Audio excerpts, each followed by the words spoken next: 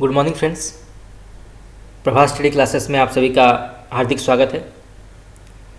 तो हिंदी साहित्य के इतिहास का हमारा जो 1000 प्रश्नोत्तर सीरीज चल रहा है, आप सब जानते हैं कि 7 क्लास कंप्लीट हो चुके हैं।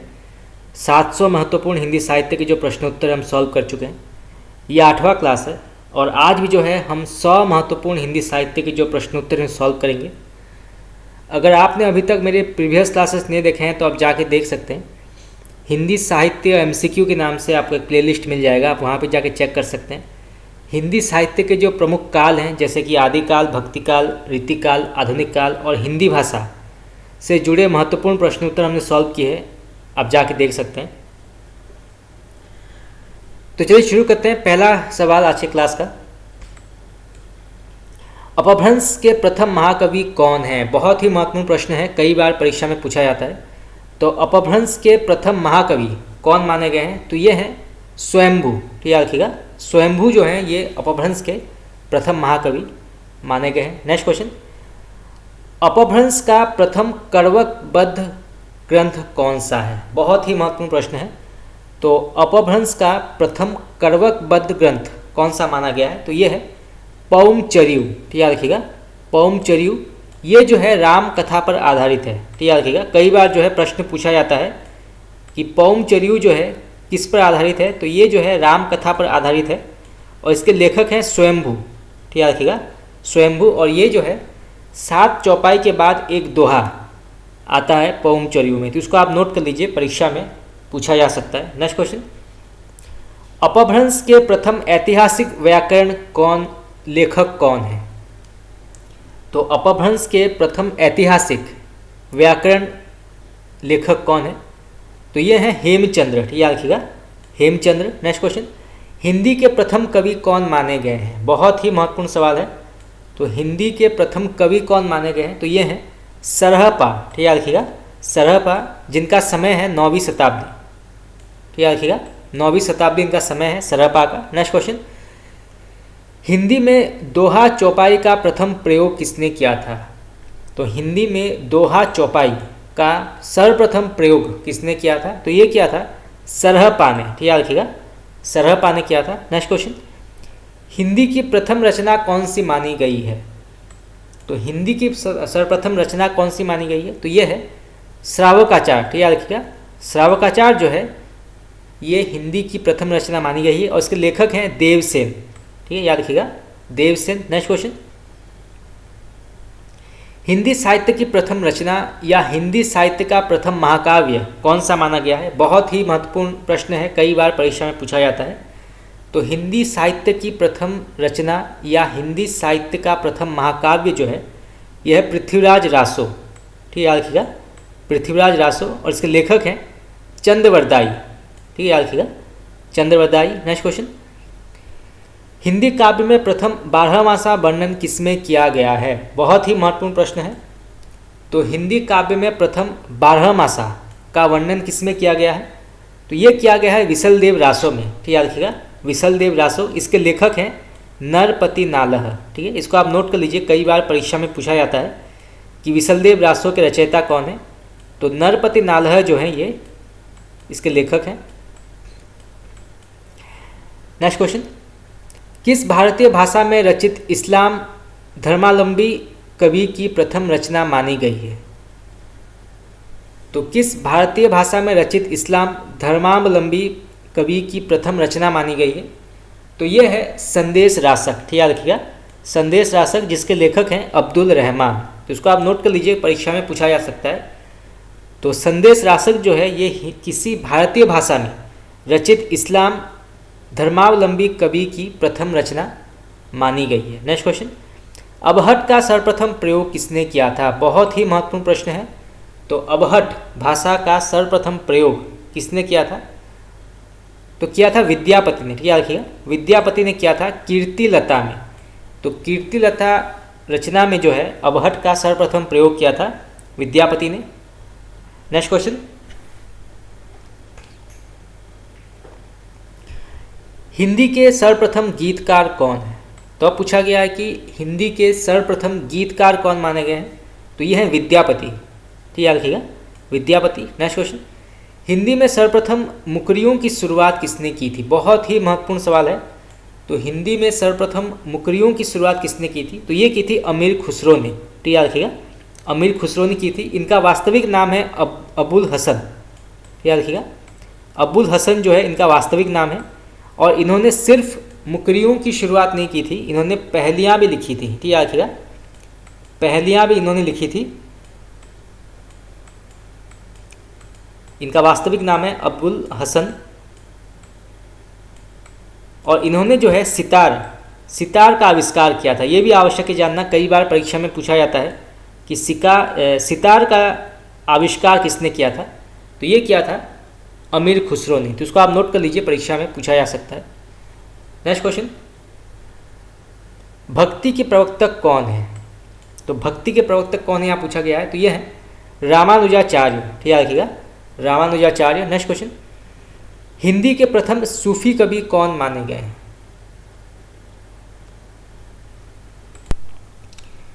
तो हिंदी के प्रथम सूफी कवि माने गए हैं असायत। ठीक, याद रखिएगा, असायत माने गए हैं। ये जो प्रश्न है ये बहुत ही अधिक विवादास्पद है, क्योंकि बहुत सारे विद्वानों का अपना मत रहा है हिंदी के प्रथम सूफी कवि तथा प्रथम सूफी प्रेमाख्यान ग्रंथ को या काव्य को लेकर। जैसे कुछ विद्वानों ने माना है कि असायत जो हैं, जिन्होंने लिखा था हंसावली, ये जो है सूफी प्रेमाख्यान का प्रथम काव्य है, जैसे यहाँ पे दिया गया है। परंतु कुछ विद्वानों का ऐसा मानना था कि नहीं, चंदायन जो है ये सूफी प्रेमाख्यान का प्रथम काव्य है, जिसके लेखक हैं मुल्ला दाऊद। ठीक है, रखिएगा, मुल्ला दाऊद।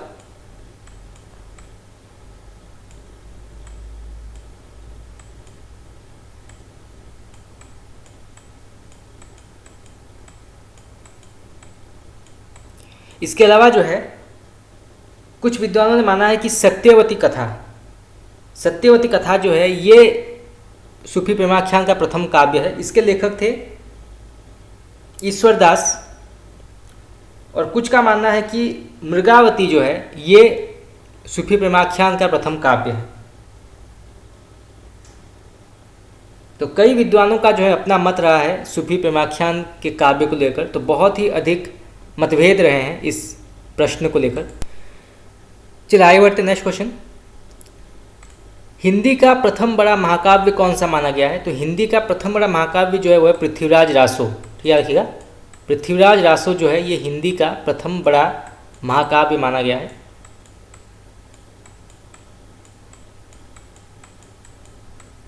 नेक्स्ट क्वेश्चन, हिंदी का प्रथम वक्रोक्ति कथात्मक महाकाव्य कौन सा माना गया है? तो हिंदी का प्रथम वक्रोक्ति कथात्मक महाकाव्य कौन सा माना गया है? तो ये है पद्मावत। ठीक है, इसको आप नोट कर लीजिए, कई बार परीक्षा में पूछा गया है। तो हिंदी का प्रथम वक्रोक्ति कथात्मक महाकाव्य जो है वो है पद्मावत। इसके लेखक हैं जायसी। ठीक है, याद रखिएगा, जायसी। नेक्स्ट क्वेश्चन, हिंदी की आदि कवयित्री कौन थी? तो हिंदी की आदि कवयित्री कौन थी? तो वो है मीराबाई। ठीक है, याद रखिएगा, मीराबाई। नेक्स्ट क्वेश्चन, कृष्ण भक्ति काव्य का सबसे प्रसिद्ध काव्य कौन सा माना गया है? तो कृष्ण भक्ति काव्य का सबसे प्रसिद्ध काव्य कौन सा है? तो वो है सूरसागर। ठीक है, याद रखिएगा, सूरसागर। उसके लेखक हैं सूरदास। राम भक्ति का सबसे प्रसिद्ध काव्य कौन सा माना गया है? तो राम भक्ति का सबसे प्रसिद्ध काव्य जो है वो है रामचरितमानस। ठीक है, याद रखिएगा, रामचरितमानस, जो तुलसीदास ने लिखा था। इसके बाद जो है साकेत। ठीक है, याद रखिएगा, साकेत, जो मैथिली शरण गुप्त ने लिखा था। इसको रामचरितमानस के बाद राम भक्ति साहित्य का या राम भक्ति परंपरा का दूसरा सबसे बड़ा प्रसिद्ध काव्य या ग्रंथ माना जाता है। चलिए आगे बढ़ते हैं, नेक्स्ट क्वेश्चन, भक्ति काल को काव्य का स्वर्ण युग घोषित करने वाला प्रथम व्यक्ति कौन है? बहुत ही महत्वपूर्ण सवाल है, कई बार परीक्षा में पूछा गया है। तो भक्ति काल को काव्य का स्वर्ण युग घोषित करने वाला प्रथम व्यक्ति कौन? तो वो है जॉर्ज ग्रियर्सन। ठीक है, रखिएगा, जॉर्ज ग्रियर्सन। नेक्स्ट क्वेश्चन, सर्वप्रथम सतसई परंपरा का आरंभ किससे हुआ था? तो यहाँ पूछा गया है कि सर्वप्रथम सतसई परंपरा का आरंभ किससे हुआ था? तो ये हुआ था तुलसी सतसई से। ठीक है, रखिएगा, तुलसी सतसई से हुआ था। परंतु कुछ विद्वानों का मानना है कि अधिकांश विद्वानों का मानना है कि कृपाराम के हित तरंगिणी से सर्वप्रथम सतसई परंपरा का आरंभ हुआ था। चलिए आगे बढ़ते हैं नेक्स्ट क्वेश्चन। रीति काव्य का सर्वप्रथम ग्रंथ कौन सा है? तो अब पूछा गया है कि रीति काव्य का सर्वप्रथम ग्रंथ कौन सा है? तो ये है हित तरंगिणी। याद रखिएगा, हित तरंगिणी, जिसके लेखक हैं कृपाराम। ठीक, याद रखिएगा, कृपाराम। Next question. खड़ी बोली में लिखित सर्वप्रथम काव्य ग्रंथ कौन सा है? तो ये पूछा गया है कि खड़ी बोली में लिखित सर्वप्रथम काव्य ग्रंथ कौन सा है? तो ये है एकांतवासी योगी। ठीक, याद रखिएगा, एकांतवासी योगी, जिसके लेखक हैं श्रीधर पाठक। और एकांतवासी योगी जो है ये हरमिट से अनुवादित है। तो इसको आप नोट कर लीजिए, परीक्षा में पूछा जा सकता है। मान लीजिए क्वेश्चन आ गया कि एकांतवासी योगी जो है ये किस रचना से अनुवादित किया गया है? तो ये हरमिट से किया गया है। और ये किस भाषा में लिखा गया है? तो ये खड़ी बोली में लिखा गया है। Next question. खड़ी बोली के प्रथम स्वच्छंदतावादी कवि कौन है? तो खड़ी बोली के प्रथम स्वच्छंदतावादी कवि कौन है? तो यह है श्रीधर पाठक। ठीक, याद रखिएगा, श्रीधर पाठक। Next question. खड़ी बोली का प्रथम महाकाव्य कौन सा है? तो पूछा गया है कि खड़ी बोली का प्रथम महाकाव्य कौन सा माना गया है? तो यह है प्रिय प्रवास। ठीक, याद रखिएगा, प्रिय प्रवास। इसके लेखक हैं हरियोध जी। इनका वास्तविक नाम है अयोध्या सिंह उपाध्याय हरियोध। ठीक, याद रखिएगा, अयोध्या सिंह उपाध्याय हरियोध जो है इनका वास्तविक नाम है। तो इसको आप नोट कर लीजिए, परीक्षा में पूछा जा सकता है। Next question. गीतिकाव्य शब्द का सर्वप्रथम प्रयोग किसने किया था? तो गीतिकाव्य शब्द का सर्वप्रथम प्रयोग किसने किया था? तो ये किया था लोचन प्रसाद पांडेय ने कुसुमन माला की भूमिका में। ठीक, याद रखिएगा, कुसुमन माला की भूमिका में लोचन प्रसाद पांडेय ने सर्वप्रथम गीतिकाव्य शब्द का प्रयोग किया था। Next question. छायावाद की प्रथम कृति कौन सी है? तो पूछा गया है कि छायावाद की प्रथम कृति कौन सी मानी गई है? तो यह है झरना। ठीक, याद रखिएगा, झरना जो है ये छायावाद की प्रथम कृति है और इसके लेखक हैं जयशंकर प्रसाद। Next question. आचार्य शुक्ल के अनुसार छायावाद का प्रथम प्रतिनिधि कवि कौन है? तो आचार्य रामचंद्र शुक्ल के अनुसार छायावाद का प्रथम प्रतिनिधि कवि कौन है? तो ये है सुमित्रानंदन पंत। ठीक, याद रखिएगा, सुमित्रानंदन पंत। Next question. मुक्तक छंद का प्रथम प्रयोगकर्ता कौन है? तो मुक्तक छंद का सर्वप्रथम प्रयोग किसने किया था? तो वो है सूर्यकांत त्रिपाठी निराला। ठीक, याद रखिएगा, सूर्यकांत त्रिपाठी निराला। जूही की कली में उन्होंने सर्वप्रथम मुक्तक छंद का प्रयोग किया था। Next question. निराला की प्रथम कविता कौन सी है? तो पूछा गया कि निराला की प्रथम कविता कौन सी मानी गई है? तो यह है जूही की कली। ठीक, याद रखिएगा, जूही की कली। Next question. प्रयोगवाद शब्द का सर्वप्रथम प्रयोग किसने किया था? तो पूछा गया है कि प्रयोगवाद शब्द का सर्वप्रथम प्रयोग किसने किया था? तो ये किया था नंद दुलारे वाजपेयी ने। ठीक, याद रखिएगा, नंद दुलारे वाजपेयी ने किया था। Next question. नई कविता नाम सर्वप्रथम किसने दिया था? तो नई कविता नाम जो है ये दिया था अज्ञे जी ने। ठीक, याद रखिएगा, अज्ञे जी। Next question. अज्ञे की प्रथम काव्य कृति कौन सी है? बहुत ही महत्वपूर्ण प्रश्न है। तो अज्ञे की प्रथम काव्य कृति कौन सी मानी गई है? तो ये है भग्नदूत। ठीक, याद रखिएगा, भग्नदूत। Next question. प्रेमचंद का प्रथम उपन्यास कौन सा है? चलिए बाद में करेंगे। हिंदी का प्रथम उपन्यास कौन सा है पूछा गया है। तो हिंदी का प्रथम उपन्यास माना गया है परीक्षा गुरु। ठीक है, रखिएगा, परीक्षा गुरु, जिसके लेखक हैं लाला श्रीनिवास दास। तो परीक्षा गुरु के लेखक हैं लाला श्रीनिवास दास। Next question. प्रेमचंद का मूल रूप से हिंदी में लिखित प्रथम उपन्यास कौन सा है? बहुत ही महत्वपूर्ण सवाल है। तो मुंशी प्रेमचंद का मूल रूप से हिंदी में लिखित प्रथम उपन्यास कौन सा माना गया है? तो ये है कायाकल्प। ठीक, याद रखिएगा, कायाकल्प जो है ये मूल रूप से हिंदी में लिखित प्रेमचंद का प्रथम उपन्यास माना गया है। जैसे कि आप सब जानते हैं कि मुंशी प्रेमचंद जी उर्दू में भी रचनाएं लिखते थे और उनका उर्दू में जब वो रचना लिखते थे तो उनका नाम था नवाब राय, परंतु फिर उन्होंने अपनी रचनाओं को हिंदी में अनुवादित किया। तो जो मूल रूप से उन्होंने हिंदी में प्रथम उपन्यास लिखा था वो है कायाकल्प। Next question. जिनेंद्र का प्रथम उपन्यास कौन सा है? तो जिनेंद्र का प्रथम उपन्यास है परख। ठीक, याद रखिएगा, परख, जो लिखा गया था 1929 में। Next question. इलाचन जोशी का प्रथम उपन्यास कौन सा है? तो इलाचन जोशी का प्रथम उपन्यास माना गया है घृणामयी। ठीक याद रखिएगा, घृणामयी जो लिखा गया था 1929 में। ठीक याद रखिएगा, 1929 में लिखा गया था। नेक्स्ट क्वेश्चन, भगवती चरण वर्मा का प्रथम उपन्यास कौन सा माना गया है? बहुत ही महत्वपूर्ण सवाल है, कई बार परीक्षा में पूछा जाता है। तो भगवती चरण वर्मा का प्रथम उपन्यास है चित्रलेखा। ये अवश्य आपके सिलेबस में होगा और बहुत सारे कॉम्पिटिटिव एग्जाम में भी सिलेबस में भी ये है चित्रलेखा। तो चित्रलेखा जो है ये भगवती चरण वर्मा का प्रथम उपन्यास माना गया है। नेक्स्ट क्वेश्चन, अज्ञेय का प्रथम उपन्यास कौन सा है? तो पूछा गया कि अज्ञेय जी का प्रथम उपन्यास कौन सा माना गया है? तो ये है शेखर एक जीवनी। ठीक याद रखिएगा, शेखर एक जीवनी। नेक्स्ट क्वेश्चन, रेणु जी का प्रथम उपन्यास कौन सा है? तो फणीश्वरनाथ रेणु जी का प्रथम उपन्यास कौन सा माना गया है? तो वो है मेला आंचल। ठीक याद रखिएगा, मेला आंचल ये भी आपके सिलेबस में होगा, मेला आंचल उपन्यास, और ये लिखा गया था 1954 में। ठीक याद रखिएगा, 1954 में लिखा गया था मेला आंचल। नेक्स्ट क्वेश्चन, निर्मल वर्मा का प्रथम उपन्यास कौन सा है? तो निर्मल वर्मा का प्रथम उपन्यास कौन सा माना गया? तो ये है वे दिन। ठीक याद रखिएगा, वे दिन। नेक्स्ट क्वेश्चन, हिंदी की प्रथम मौलिक कहानी कौन सी है? बहुत ही महत्वपूर्ण प्रश्न है। तो हिंदी की प्रथम मौलिक कहानी कौन सी है? तो ये है इंदुमती। ठीक याद रखिएगा, इंदुमती, जिसके लेखक हैं किशोरी लाल। नेक्स्ट क्वेश्चन, हिंदी की प्रथम कहानी लेखिका कौन है? तो हिंदी भाषा की प्रथम कहानी लेखिका कौन मानी गई है? तो यह है बंग महिला। ठीक याद रखिएगा, बंग महिला, जिनका वास्तविक नाम है राजेंद्र बाला घोष। ठीक याद रखिएगा, राजेंद्र बाला घोष उनका वास्तविक नाम है, और उन्होंने जो कहानी लिखी थी वो है दुलाई वाली।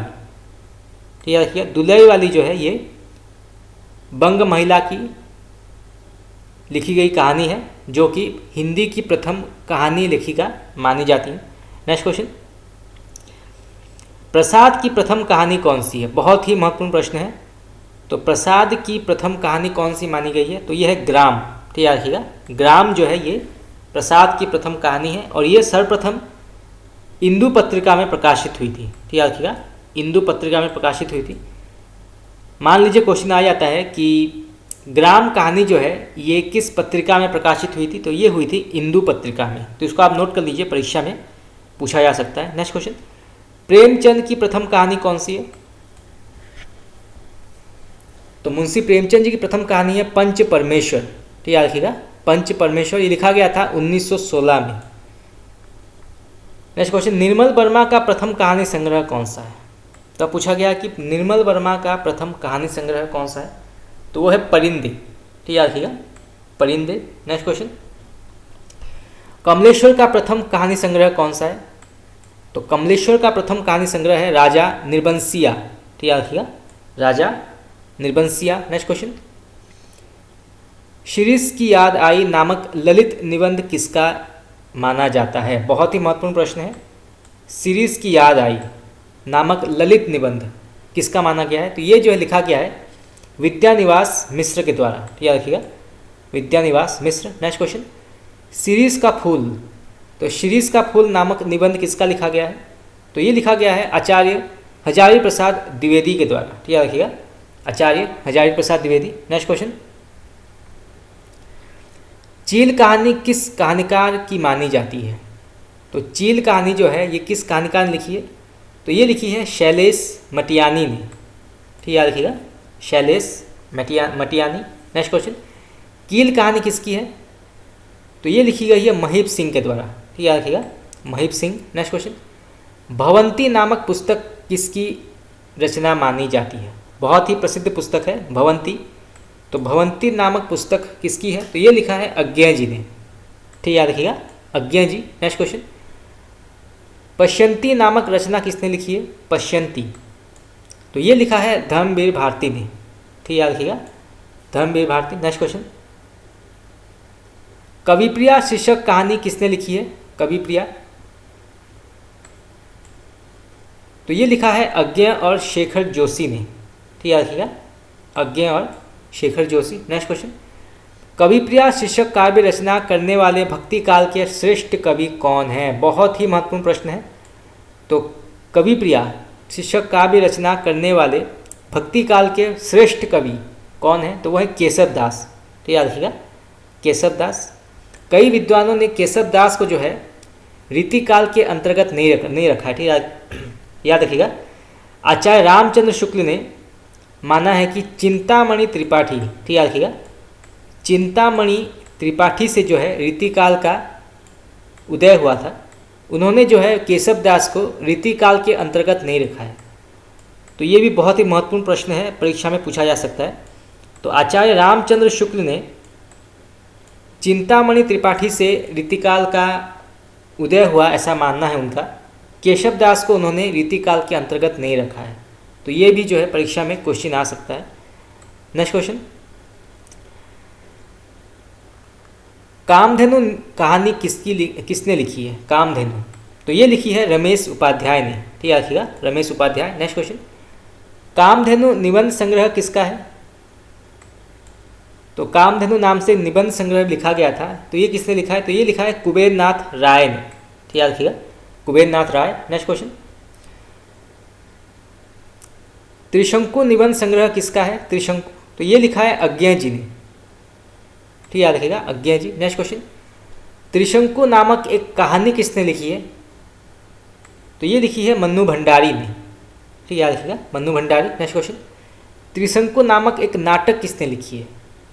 तो एक ही नाम से कई प्रकार के विधाएं लिखी गई हैं। जैसे त्रिशंकु जो है पहले लिखा गया था निबंध संग्रह, फिर कहानी के नाम से लिखा गया, और फिर जो है नाटक लिखा गया त्रिशंकु के नाम से। तो त्रिशंकु के नाम से नाटक लिखा गया था बृजमोहन शाह के द्वारा। ठीक, याद रखिएगा बृजमोहन शाह। नेक्स्ट क्वेश्चन, मुक्ति कहानी लिखने वाले कहानीकार कौन है? तो मुक्ति कहानी लिखने वाले कहानीकार हैं अखिलेश और तद्भव। नेक्स्ट क्वेश्चन, मुक्ति उपन्यास इसने लिखा था? तो अब पूछा गया है कि मुक्ति नाम से उपन्यास इसने लिखा था, तो ये लिखा था महेंद्र नाथ ने। ठीक, याद रखिएगा महेंद्र नाथ।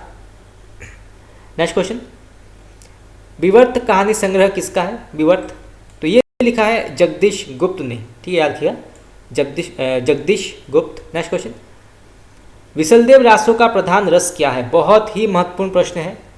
तो विशलदेव रासो का प्रधान रस माना गया है श्रृंगार रस। ठीक, याद रखिएगा श्रृंगार रस। नेक्स्ट क्वेश्चन, पृथ्वीराज रासो के बृहत रूपांतरण में कुल कितने सर्ग हैं? बहुत ही महत्वपूर्ण सवाल है ये। तो पृथ्वीराज रासो के बृहत रूपांतरण में कुल कितने सर्ग माने गए हैं? तो टोटल 69। ठीक, याद रखिएगा 69 सर्ग माने गए हैं पृथ्वीराज रासो में। नेक्स्ट क्वेश्चन, गोरखबानी के संपादक कौन है? तो गोरखबानी के संपादक हैं पीताम्बर दत्त बड़थवाल। ठीक, याद रखिएगा पीताम्बर दत्त बड़थवाल। नेक्स्ट क्वेश्चन, नाथ संप्रदाय की सबसे बड़ी कमजोरी क्या थी? बहुत ही महत्वपूर्ण सवाल है, कई बार परीक्षा में पूछा गया है। तो नाथ संप्रदाय की सबसे बड़ी कमजोरी क्या थी? तो उनकी सबसे बड़ी कमजोरी थी गृहस्थों का अनादर। ठीक, याद रखिएगा गृहस्थों का अनादर जो है ये नाथ संप्रदाय की सबसे बड़ी कमजोरी थी। नेक्स्ट क्वेश्चन, मैथिली में हिंदी में रचित गद्य रचना कौन सी है? बहुत ही महत्वपूर्ण सवाल है। तो मैथिली भाषा में हिंदी में रचित गद्य रचना कौन सी है? तो वो है वर्ण रत्नाकर। ठीक, याद रखिएगा वर्ण रत्नाकर। नेक्स्ट क्वेश्चन, पृथ्वीराज रासो में सर्वाधिक विवादित पक्ष क्या है? तो वो कौन सा पक्ष है जो सबसे अधिक विवादित रहा था पृथ्वीराज रासो में? तो वो है ऐतिहासिकता। ठीक, याद रखिएगा पृथ्वीराज रासो की ऐतिहासिकता को लेकर बहुत सारा विवाद रहा है। तो ये भी बहुत ही महत्वपूर्ण प्रश्न है, परीक्षा में पूछा जा सकता है। नेक्स्ट क्वेश्चन, राहुल संस्कृतायन द्वारा संपादित दोहा कोश में किस कवि की रचनाएं संपादित की गई है? तो राहुल संस्कृतायन द्वारा रचित दोहा कोश में किस कवि की रचनाएं संपादित की गई है? तो इसमें जो है सरहपा, ठीक है रखिएगा सरहपा की रचनाएं संपादित की गई है। नेक्स्ट क्वेश्चन, आदिकाल में चरित काव्य सर्वाधिक किस साहित्य में लिखी गई है? बहुत ही महत्वपूर्ण सवाल है, इसको आप नोट कर लीजिए। तो आदिकाल में चरित काव्य सर्वाधिक किस साहित्य में लिखी गई थी? तो ये लिखी गई थी जैन साहित्य में। ठीक है रखिएगा जैन साहित्य में लिखी गई थी। नेक्स्ट क्वेश्चन, चरित काव्य किस छंद में अधिक लिखे गए थे? तो पूछा गया है कि चरित काव्य जो है ये किस छंद में अधिक लिखे गए थे? तो ये लिखे गए थे दोहा चौपाई में। ठीक है याद रखिएगा दोहा चौपाई में लिखे गए थे। नेक्स्ट क्वेश्चन, जैन साहित्य में रामकथा किस नाम से स्वयंभू द्वारा लिखी गई है? ये हम पहले पढ़ चुके हैं। तो जैन साहित्य में रामकथा किस नाम से स्वयंभू द्वारा लिखी गई है? तो ये लिखी गई है पौंगचर्यू के नाम से। ठीक है, रखिएगा पौंगचर्यू। नेक्स्ट क्वेश्चन, अपभ्रंश का वाल्मीकि किसे कहा जाता है? बहुत ही महत्वपूर्ण सवाल है और कई बार परीक्षा में पूछा गया है। तो अपभ्रंश का प्रथम वाल्मीकि किसे कहा जाता है? तो ये कहा जाता है स्वयंभू को। ठीक है, याद रखिएगा स्वयंभू। नेक्स्ट क्वेश्चन, अपभ्रंश का व्यास किसे कहा जाता है? तो अपभ्रंश का व्यास कहा जाता है पुष्पदंत को। ठीक है, याद रखिएगा पुष्पदंत। नेक्स्ट क्वेश्चन, विसलदेव रासों के रचयिता कौन है? तो विसलदेव रासों के रचयिता है नरपति नालह। ठीक है, याद रखिएगा नरपति नालह। नेक्स्ट क्वेश्चन, प्राकृत पेंगलम किस विषय पर केंद्रित रचना है? बहुत ही महत्वपूर्ण सवाल है। तो प्राकृत पेंगलम जो है ये किस विषय पर केंद्रित रचना माना गया है? तो ये माना गया है छंद शास्त्र पर। ठीक है, रखिएगा छंद शास्त्र पर आधारित है प्राकृत पेंगलम। नेक्स्ट क्वेश्चन, अभिनव जयदेव और कवि कोकिल की उपाधि किसे दी गई थी? तो अभिनव जयदेव और कवि कोकिल की उपाधि किसे दी गई थी? तो ये दी गई थी विद्यापति को। ठीक है, रखिएगा विद्यापति। नेक्स्ट क्वेश्चन, विद्यापति किस मत के अनुयायी थे? तो विद्यापति जो थे वो किस मत के अनुयायी थे? तो ये जो थे शैव मत। ठीक है, रखिएगा शैव मत के अनुयायी थे विद्यापति। नेक्स्ट क्वेश्चन, विद्यापति किस नरेश के दरबारी कवि थे? तो पूछा गया है कि विद्यापति किस नरेश के दरबारी कवि थे? तो ये राजा शिव सिंह। ठीक है, रखिएगा बहुत ही महत्वपूर्ण सवाल है।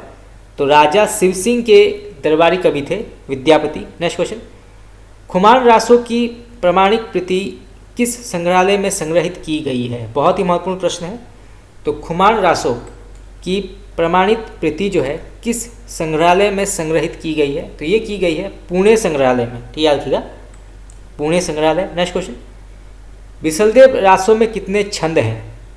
तो पूछा गया है कि विसलदेव रासों में कितने छंद हैं? तो टोटल जो है 125 छंद है। ठीक है, रखिएगा 125 छंद माने गए हैं विसलदेव रासों में।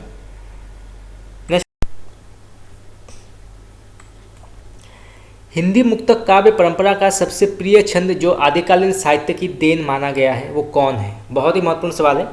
तो हिंदी मुक्तक काव्य परंपरा का सबसे प्रिय छंद जो आदिकाल साहित्य की देन है वो कौन सा है? तो वो है दोहा। ठीक है, रखिएगा दोहा। नेक्स्ट क्वेश्चन, संदेश रासक एक विरह काव्य है। तो यहाँ पूछा गया है कि संदेश रासक जो है किस प्रकार का काव्य है? तो ये जो है एक विरह काव्य है। ठीक है, रखिएगा विरह काव्य। नेक्स्ट क्वेश्चन, विसलदेव रासो किस प्रकार का काव्य है? तो ये माना गया है गेय काव्य। ठीक है, रखिएगा गेय काव्य। नेक्स्ट क्वेश्चन, आल्हा और उदल नाम के दो वीर सरदारों की कहानी किसमें लिखी गई है? बहुत ही महत्वपूर्ण प्रश्न है, कई बार ये परीक्षा में पूछा गया है। तो आल्हा और उदल नाम के दो वीर सरदारों की कहानी जो है किसमें लिखी गई है? तो ये लिखी गई है परमाल रासों में। इसको आप नोट कर लीजिए, कई बार ये परीक्षा में पूछा गया है। तो परमाल रासों में जो है इसका उल्लेख किया गया है। नेक्स्ट क्वेश्चन, सिद्ध और नाथ साहित्य का विषय व शैलीगत प्रभाव परिवर्ती किस काल के साहित्य पर लक्षित होता है? तो सिद्ध और नाथ साहित्य का विषय व शैलीगत प्रभाव परिवर्ती किस काल के साहित्य पर लक्षित होता है? तो ये होता है भक्तिकालीन साहित्य पर। याद रखिएगा भक्तिकालीन पर। नेक्स्ट क्वेश्चन, जैन और नाथ कवियों द्वारा रचित काव्यों का सर्वोपरि उद्देश्य क्या था? तो जैन और नाथ कवियों द्वारा रचित काव्यों का सर्वोपरि उद्देश्य क्या था? तो ये था धर्मोपदेश। याद रखिएगा धर्मोपदेश जो था वो सर्वोपरि उद्देश्य था काव्य रचना करने का। नेक्स्ट क्वेश्चन,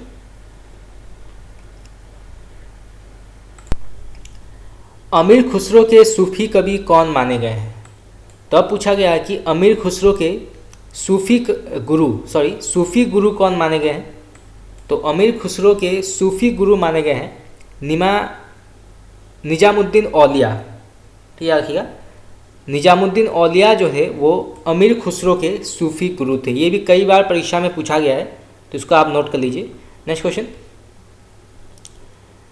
भक्ति काल किस समय अवधि में जन्म लेकर भी आदिकाल की श्रेणी में किस कवि को रखा जाता है? बहुत ही महत्वपूर्ण सवाल है।